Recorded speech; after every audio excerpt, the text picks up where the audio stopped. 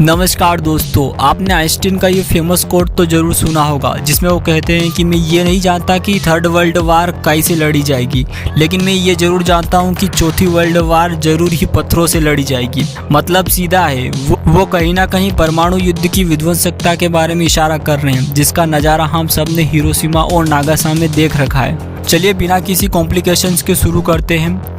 आपने हाल ही में ऐसे आर्टिकल्स बहुत सुने होंगे कि जिसमें इंडिया ऑस्ट्रेलिया की फ्री ट्रेड डील की चर्चा हो रही है। इसके बारे में हम बाद में चर्चा करेंगे, लेकिन फंडामेंटली ट्रेडिंग का मतलब होता है दो देशों के बीच जितना इंपोर्ट और कितना एक्सपोर्ट हो रहा है, इसी में वार का पूरा समीकरण तैयार होता है। इसको हम इंडिया चाइना के एग्जाम्पल से समझते हैं। मान लो चीन इंडिया में मोबाइल फ़ोन बेच रहा है जिसे कोई आम इंडियन $500 में खरीद रहा है, वहीं इंडिया में बने उतनी ही क्वालिटी के फ़ोन की कीमत $600 है।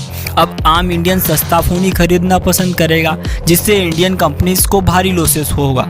अब ऐसे में इंडिया चाइना से कहेगा कि आप स्मार्टफोन की कीमत बढ़ाओ ताकि कंपटीशन बना रहे, लेकिन यदि चाइना मना कर देता है तो इंडिया चाइना की स्मार्टफोन कंपनी पर टैक्सेस बढ़ा देगा, जिसे हम टैरिफ कहते हैं, जिसका सीधा असर स्मार्टफोन की कीमत पर पड़ेगा और उसकी कीमत बढ़ जाएगी। अब यदि इंडिया टैरिफ बढ़ाता है तो चाइना भी पीछे नहीं होगा, वो भी इंडियन वस्तुओं पर टैरिफ बढ़ा देगा, जिसके बाद शुरू होगा एक चेन रिएक्शन जो धीरे धीरे ट्रेड वार का रूप ले लेगा। अब ट्रेड वार स्टार्ट होने के कई कारण हैं। पहला यह है कि डोमेस्टिक कंपनी को कंपटीशन में लाना और किसी देश की इकोनॉमी को डैमेज करने के लिए। चलिए समझते हैं। इंपोर्ट कम होने का मतलब है जीडीपी ग्रोथ रेट में कमी आना, जिसका सीधा असर पड़ेगा इंडस्ट्री की प्रॉफिट पर। इंडस्ट्री की प्रॉफिट कम होगा तो जॉब्स पर असर पड़ेगा और बेरोजगारी बढ़ने पर पैसों की कमी हो जाएगी, और पैसा कम होगा तो जरूरी चीज़ें नहीं खरीद पाएंगे लोग, और यदि किसी भी मुल्क के लोग जरूरी चीज़ें खरीदने में सक्षम न हो तो उस देश में शुरू होगा एक सिविल वार जो उस देश को ख़त्म करने के लिए काफ़ी है।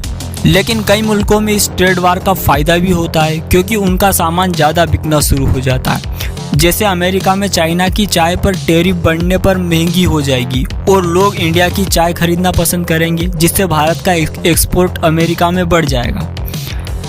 लेकिन क्या आपने सोचा है कि किसी भी देश की वस्तुएं एक्सपोर्ट में सस्ती क्यों होती है? चलिए देखते हैं। चीन की अर्थव्यवस्था दुनिया में दूसरे नंबर की है, लेकिन चीन के युआन की वैल्यू डॉलर के मुकाबले काफ़ी कम है, और इसका मेन कारण एक्सपोर्ट है।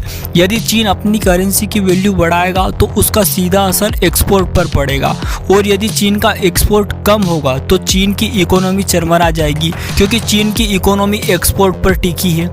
चीन की अपनी करेंसी को डीवैल्यू रखने का भी एक तरीका है। चीन हर साल हजारों बिलियन डॉलर मार्केट से खरीदता है और उनका माल सस्ता बिकने लगता है। आपको बता दें कि इंटरनेशनल मॉनिटरिंग फंड यानी IMF ने चीन की करेंसी को रिजर्व करेंसी की बास्केट में डाल रखा है। ये वो करेंसी होती है जिसे सेफ और रिलायबल समझा जाता है और जिसे सेफली यूज किया जा सकता है। यानी चीन की करेंसी डॉलर, यूरो, येन और पौंड के बराबर रिलायबल समझी जाती है। चीन की करेंसी यदि मैनिपुलेट होती है तो उसका सीधा असर इंटरनेशनल मार्केट पर पड़ेगा, और यदि चीन डूबा तो पूरी दुनिया को बर्बाद करके छोड़ेगा। लेकिन इस चक्रव्यूह में आखिर ये वार जीतता कौन है? इकोनॉमिस्ट एक्सपर्ट की माने तो जो देश कम एक्सपोर्ट करता है उनको टैरिफ के खेल में उतना ही कम नुकसान होता है। यानी जिस देश की इकोनॉमी एक्सपोर्ट पर ज़्यादा निर्भर है, आखिर में उनको ही ज़्यादा नुकसान उठाना पड़ेगा। लेकिन यदि दो देशों के बीच ट्रेड वार हो जाए तो इसका असर पूरी दुनिया में वो देखने में मिलता है। खैर, अमेरिका ने इसकी शुरुआत चीन के खिलाफ कर दी थी, क्योंकि कई बार टैरिफ बढ़ाने की खबरें अमेरिका से आती रहती है चीन के खिलाफ। वहीं चीन ने भी अमेरिका को उसी की भाषा में जवाब दिया है और टैरिफ को बढ़ा दिया है। ये है ट्रेड वार का पूरा समीकरण। मिलते हैं नए वीडियो में किसी नए टॉपिक के साथ। जय हिंद, जय भारत। और नीचे ये सब्सक्राइब का बटन दबाइए ऐसे इन्फॉर्मेटिव वीडियो के लिए।